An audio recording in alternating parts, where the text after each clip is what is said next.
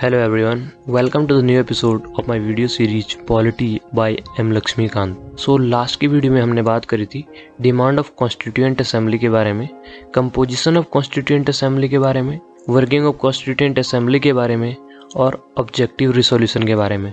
I hope आप लोगों ने वो वीडियो देख ली होगी, और अगर आपने वो वीडियो नहीं देखी है तो उस वीडियो का लिंक मैं एंड स्क्रीन पे दे दूंगा, आप वहाँ से उस वीडियो को देख सकते हैं।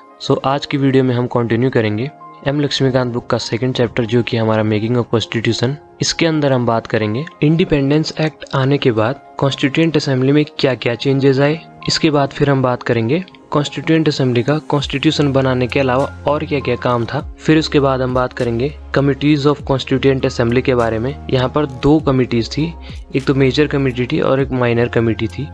इन दोनों के बारे में हम बात करेंगे। लास्ट में हम बात करेंगे कॉन्स्टिट्यूएंट असेंबली की सबसे इम्पोर्टेंट कमेटी, जो कि थी हमारी ड्राफ्टिंग कमेटी, उसके बारे में। शुरू करते हैं मेरे आज की वीडियो। मेरा नाम है अनंत और आप देख रहे हैं e Gurukul NCERT stuff. Indian independence act 1947 के आने से असेंबली में 3 चेंजेस आए, और वो क्या थे? अब असेंबली फुली सोवरेन बॉडी बन गई जो कि कॉन्स्टिट्यूशन को फ्रेम कर सकती थी।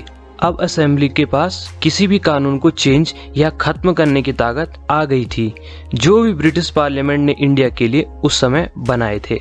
अब गवर्नमेंट एक लेजिस्लेटिव बॉडी बन गई थी। लेजिस्लेटिव बॉडी का मतलब होता है जो कानून बनाने वाली बॉडी होती है, जैसे आज के टाइम पे पार्लियामेंट है। असेंबली को 2 कार्य सौंपे गए थे, एक तो संविधान बनाने का और दूसरा देश के लिए साधारण कानून बनाने का, मेरा मतलब ऑर्डिनरी लॉज को बनाने का। ये दोनों टास्क अलग अलग दिन परफॉर्म करने थे। कॉन्स्टिट्यूएंट असेंबली फ्री इंडिया की पहली पार्लियामेंट बनी। कॉन्स्टिट्यूएंट बॉडी की डॉक्टर राजेंद्र प्रसाद द्वारा अध्यक्षता की गई, और जब वह लेजिस्लेटिव बॉडी के रूप में मिली तब उसे GV मावलंकर की अध्यक्षता मिली। बेसिकली यहाँ पर doctor Rajendra Prasad first president of India बने और GV Mavalankar first speaker of Lok Sabha बने। अब 26 नवंबर 1949 को संविधान बन के तैयार हो गया। अब मुस्लिम लीग के जितने भी मेंबर्स जिनका सपना पाकिस्तान बनाने का था, वो पाकिस्तान बनने के बाद पाकिस्तान चले गए। कॉन्स्टिट्यूएंट असेंबली से उनकी सीट्स खाली हो गई। अब कॉन्स्टिट्यूएंट असेंबली की सीट्स 389 से 299 पर आ गई। इंडियन प्रोविंस सीट 296 से घटकर 229 और प्रिंसली स्टेट की 93 से घटकर 70 हो गई। ये थे 3 चेंजेस जो इंडियन इंडिपेंडेंस एक्ट के बाद कॉन्स्टिट्यूएंट असेंबली में आए थे। Other functions performed. अब कॉन्स्टिट्यूएंट असेंबली के अदर फंक्शंस क्या क्या थे? कॉन्स्टिट्यूएंट असेंबली को कॉन्स्टिट्यूशन और ऑर्डिनरी लॉज एनेक्ट करने के अलावा और भी फंक्शंस परफॉर्म करने थे, जैसे इसने कॉमनवेल्थ में इंडिया की मेंबरशिप को अप्रूव कर दिया मई 1949 को। अब आप लोगों के दिमाग में ख्याल आएगा कि ये कॉमनवेल्थ क्या चीज है। मैं आप लोगों को बता दूं, कॉमनवेल्थ उन कंट्रीज का एक ग्रुप है जो कभी ब्रिटेन के कॉलोनी थे, मेरा मतलब जो विदेश ब्रिटेन के गुलाम थे, उनका एक ग्रुप है जिसको कॉमनवेल्थ कहते हैं। अब मॉडर्न कॉमनवेल्थ का जन्म तब हुआ जब एक रिपब्लिक होने के बावजूद भी इंडिया को इसका पार्ट बना दिया गया। अब मैं यहाँ पर आपको कुछ की पॉइंट्स बता रहा हूँ, तो ये आपको याद होनी चाहिए क्योंकि एग्जाम्स में यहाँ से डायरेक्ट क्वेश्चन पूछा जाता है। 22 जुलाई 1947 को नेशनल फ्लैग को अडॉप्ट किया गया। 26 जनवरी 1950 को नेशनल एंथम को अडॉप्ट किया गया। नेशनल सॉन्ग को 24 जनवरी 1950 को अडॉप्ट किया गया। डॉक्टर राजेंद्र प्रसाद को 24 जनवरी 1950 को इंडिया का फर्स्ट प्रेसिडेंट अपॉइंट किया गया। आपको ये की पॉइंट्स याद होने चाहिए, एग्जाम्स पर्सपेक्टिव से काफ़ी ज़्यादा इंपॉर्टेंट हो जाता है। नेशनल फ्लैग को इंडिपेंडेंस से पहले एक्सेप्ट किया गया था, और नेशनल एंथम, नेशनल सॉन्ग और प्रेसिडेंट को इंडिपेंडेंस के बाद एक्सेप्ट किया गया। हमारे कॉन्स्टिट्यूशन को बनाने के लिए 2 साल 11 माह 18 दिन लगे। कॉन्स्टिट्यूशन मेकर्स ने तकरीबन 60 देशों का संविधान यहाँ पर एनालाइज किया, और उसके बाद 114 दिन में ड्राफ्ट कॉन्स्टिट्यूशन को कंसीडर किया। हमारे कॉन्स्टिट्यूशन को बनाने में 64 लाख का खर्चा आया तकरीबन। आप सोच सकते हैं कि काफ़ी पैसे लगे थे उस टाइम पे हमारे कॉन्स्टिट्यूशन को बनाने में। अब हम बात करते हैं कमिटीज ऑफ कॉन्स्टिट्यूएंट असेंबली के बारे में। अब कॉन्स्टिट्यूएंट असेंबली ने कॉन्स्टिट्यूशन मेकिंग के डिफरेंट टास्क के लिए डिफरेंट कमिटीज अपॉइंट की। 8 इसमें मेजर कमिटीज थी और बाकी माइनर कमिटीज थी। मेजर कमिटीज और इसके चेयरमैन के ऊपर हम बात करते हैं। यूनियन पावर कमेटी, इसके चेयरमैन जवाहरलाल नेहरू जी थे। यूनियन कॉन्स्टिट्यूशन कमेटी, इसके चेयरमैन भी जवाहरलाल नेहरू जी थे। प्रोविंशियल कॉन्स्टिट्यूशन कमेटी, इसके चेयरमैन सरदार पटेल जी थे। ड्राफ्टिंग कमेटी के चेयरमैन भीमराव अंबेडकर जी थे। Advisory committee on fundamental rights, minorities and tribal and excluded areas, इसके चेयरमैन भी सरदार पटेल जी थे। इस कमेटी के अंदर 5 सब कमिटीज थी। फंडामेंटल राइट्स सब कमेटी, इसके चेयरमैन JB कृपलानी थे। माइनॉरिटीज सब कमेटी, इसके चेयरमैन HC मुखर्जी थे। North east frontier tribal area and Assam excluded and partially excluded area sub committee, इसके चेयरमैन गोपीनाथ बारदोली जी थे।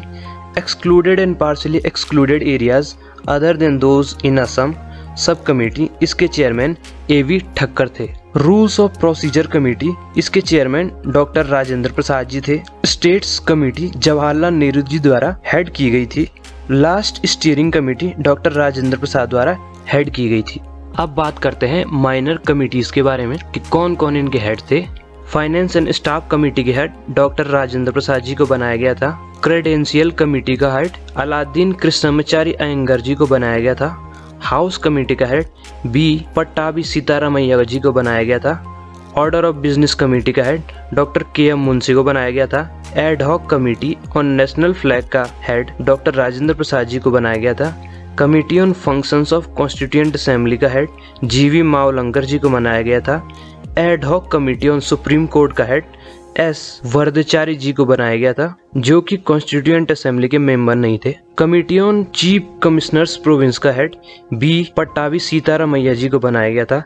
Expert committee on financial provinces of the union constitution, इसका head Nalini Ranjan Shankar, जो कि constituent assembly के member नहीं थे, इनको बनाया गया था। लिंग्विस्टिक प्रोविंसेस कमीशन के हेड SK धर को बनाया गया था। Special committee to examine the draft constitution के हेड जवाहरलाल नेहरू जी को बनाया गया था। प्रेस गैलरी कमेटी का हेड उषा नाथ सेन जी को बनाया गया था। Ad hoc committee on citizenship के हेड S वरदचारी जी को बनाया गया था। सो ये थी हमारी माइनर कमिटीज। अब बात करते हैं हमारी ड्राफ्टिंग कमेटी के बारे में। कॉन्स्टिट्यूएंट असेंबली की सारी कमिटीज में से most important committee drafting committee थी, जो 29 अगस्त 1947 को बनाई गई थी। मतलब आज़ादी के 14 दिन बाद ड्राफ्टिंग कमेटी को बनाया गया था। इस कमेटी को न्यू कॉन्स्टिट्यूशन बनाने का टास्क दिया गया था। इस कमेटी में 7 मेंबर्स थे। पहले मेंबर डॉक्टर भीमराव अंबेडकर जी, जो कि चेयरमैन थे इस कमेटी के। दूसरे मेंबर N गोपालस्वामी अयंगर। तीसरे मेंबर अलादी कृष्णमाचारी अय्यर। चौथे member doctor KM Munshi ji. पांचवें मेंबर सैयद मोहम्मद शहादुल्ला जी। छठवें मेंबर N माधवन राव, इन्होंने रिप्लेस किया था BL मीटर को, जो कि इल हेल्थ की वजह से रिप्लेस किए गए थे। सातवें मेंबर थे TT कृष्णमाचारी जी, जिन्होंने DP खैतान को रिप्लेस किया था, क्योंकि DP खैतान जी की मृत्यु 1948 को हो चुकी थी। अब ड्राफ्टिंग कमेटी अपना फर्स्ट ड्राफ्ट फरवरी 1948 को पब्लिश करती है। अब भारत के लोगों के पास 8 मंथ का टाइम दिया गया अमेंडमेंट प्रपोज करने के लिए। इसके बाद 8 अक्टूबर 1948 को सेकंड ड्राफ्ट पब्लिश किया गया। इसके बाद ड्राफ्टिंग कमेटी ने 6 मंथ से भी कम टाइम में ड्राफ्ट प्रिपेयर कर दिया। इसको प्रिपेयर होने में 141 डेज लगे। अब बात करते हैं एनेक्टमेंट ऑफ कॉन्स्टिट्यूशन के बारे में। 4 नवंबर 1948 को भीमराव अंबेडकर जी ने कॉन्स्टिट्यूशन का फाइनल ड्राफ्ट प्रपोज किया। 5 दिन तक इस पे डिस्कशन चला।